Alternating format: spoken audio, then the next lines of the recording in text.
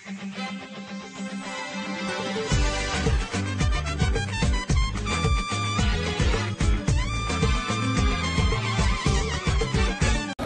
izy aloha dia araka ny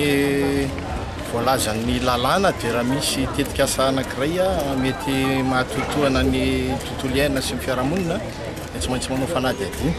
Ary izay fanadihadiana izay dia tsy maintsy misy izany ny fakana ny hevitry ny olona ihany koa anatin'ilay izy.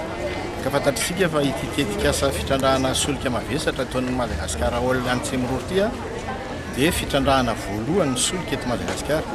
Noho izay anton'izay indrindra zany ankoatra ny hoe mety fiantraikany eo amin'ny tontolo iainana sy ny fiarahamonina dia amin'ny maizy eo tetika asa voalohany amin'ny fitrandrahana solika dia tsy maintsy mba hianoana ny hevitry ny olona rehetrarehetra ka izay nisy ny hoe fakakevitra eto anivony nasionaly raha tetika asa lehibe ohatr'izao. Ao anatin'ny lalàna misy an'izay, izay dia ahafahana mandrafitra ny izay tokony ho andraikitra zareo zany ao anatin'ilay boky nandraikitra dia ahafahana manome fahazon-dalana raha tontolo iainana azy ireo rehefa avy eo rehefa voavady daholo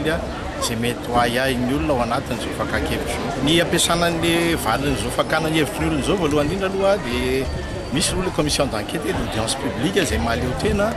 no manao an'izao fakakevitra izao.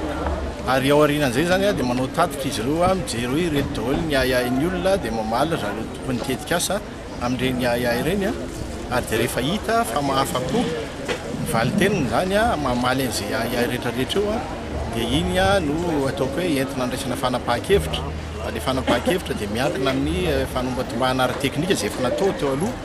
sy ity fakana ny hevitry ny olona ity dia izay lazaiko hoe anaovana an'ilay boky nandraikitra an'zareo na koa ilay plan de gestion environnementale et sociale na ilay drafitra fitatahana ny tontolo iainana sy ny ara-piarahamonina.